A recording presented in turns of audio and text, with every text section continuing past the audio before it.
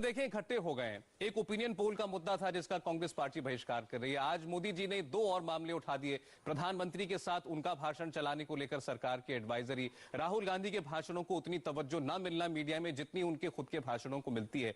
मैं सरकार का पक्ष आपके सामने रखूंगा, लेकिन आपका आरोप है क्या सरकार और कांग्रेस पार्टी पर? सरकार और कांग्रेस पार्टी पर यह आरोप है कि खिसियानी बिल्ली खंभा नोचने में लगी हुई है।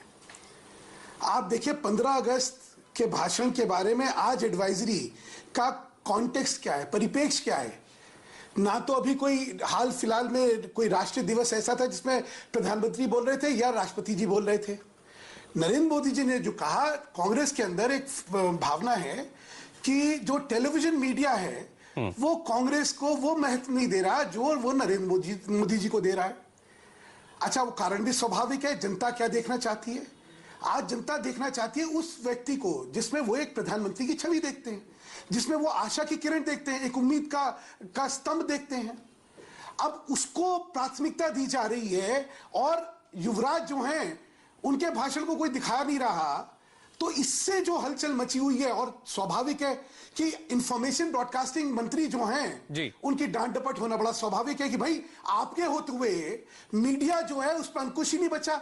मीडिया जो है हमारा पक्ष नहीं रख रहा, हमें दिखाई नहीं रहा। आज आईएनबी मिनिस्टर मनीष तिवारी जी की तरफ से यह जवाब दिया गया कि मोदी जी ने जिस शब्द का इस्तेमाल किया कि यह आदेश दिया गया है मीडिया को। पहली बात तो ऐसा कोई आदेश मीडिया को दिया नहीं गया, नहीं दिया जा सकता, वो असंवैधानिक होगा। ये खैर कानूनी बात हुई, लेकिन वो एडवाइजरी है, वो एक नसीहत है, सलाह है, आदेश नहीं है। ऐसा है, एडवाइजरी के छुपाव में क्या कहा जाता है ये मैं बहुत अच्छी तरह जानता हूं। थोड़ा इंफॉर्मेशन ब्रॉडकास्टिंग मिनिस्ट्री से मेरा भी ताल्लुक रहा है किसी जमाने में, और इस समय जो सरकार है उसके पास कितनी शक्ति है किसी भी टीवी चैनल के प्रसारण को रोकने की, किसी बहाने को लेके। अश्लीलता का बहाना लगा दीजिए, इसका बहाना लगा दीजिए, उसका बहुत कुछ है। और अगर आपको ध्यान हो, पिछले कई बार चैनलों को रोका भी गया प्रसारण करने से। तो ये सारी चीजें संकेतों में हर एक को समझ आती है। इसलिए ये जो अब मैं दूसरी बात कर रहा हूं, भाषा की अभी जो बात हो रही थी, मैं वो कहता हूं बड़ा हास्यप्रद लगा जब मनीष तिवारी जी जो है भाषा की बात कर रहे थे।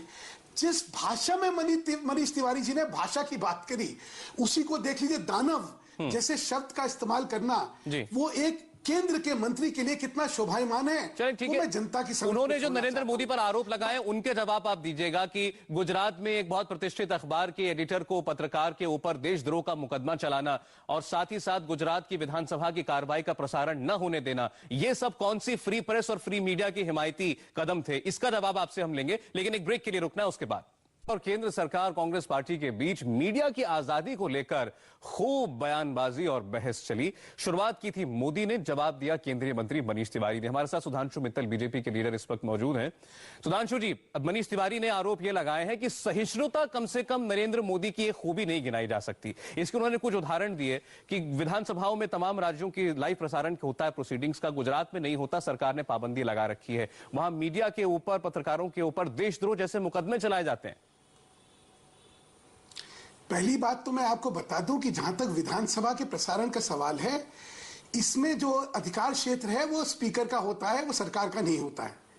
तो कृपया करके किसी और के अधिकार क्षेत्र के बारे में किसी और को जिम्मेदार न ठहराइए।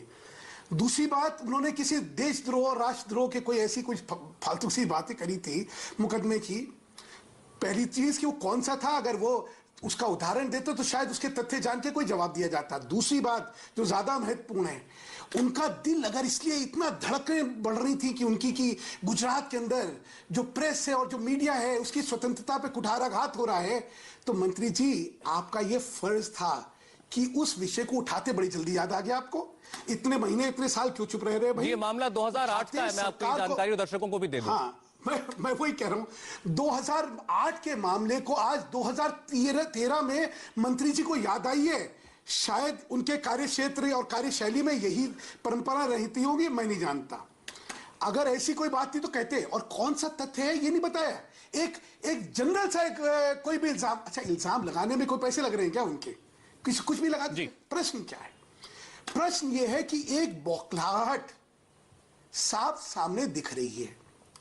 मीडिया जो है ओपिनियन पोल को बैन कर दे, दिखाए नहीं, ये ना दिखाए कि कांग्रेस हार रही है, भाजपा जीत रही है, ये ना दिखाए कि युवराज को लोग नहीं चाहते और नरेंद्र मोदी को लोग चाहते हैं, ये ना दिखाए कि भ्रष्टाचार से देश त्रस्त है, ये ना दिखाए महंगाई जो है इस समय मीडिया का काम, लोगों का विषय का बन तो गया है। देश की नब्ज पहचान कर उसे देशवासियों के सामने रखना है, दोनों पक्ष रखना है, या जितने पक्ष किसी एक मसले के हों ज्यादा से ज्यादा उसके करीब जाकर लोगों को पूरी मालूमात देना। और मुझे लगता है देश का मीडिया वही काम कर रहा है। और ये जो बहस राजनीतिक दलों के बीच चल रही कि कौन किस पर अंकुश लगाना चाहता है, मेरे ख्याल से इसका फैसला अगर आपस में हो या संसद में हो या फिर अगर मामला अदालत तक पहुंचे तभी हो पाएगा, हम इस बहस में तो नहीं। बहुत बहुत शुक्रिया सुधांशु मित्तल। नहीं, ये एडवाइजरी के बारे में मैं चाहता हूं आपका जरूर पक्ष होना चाहिए कि एडवाइजरी जो थी इसका कोई परिप्रेक्ष्य नहीं था और ये नहीं देनी चाहिए थी। सुधांशु जी, फिलहाल मैं आपका धन्यवाद ही करूंगा। बहुत बहुत शुक्रिया सुधांशु जी, वक्त इतना ही था, धन्यवाद। एक छोटे से ब्रेक का वक्त है, लौटते हैं।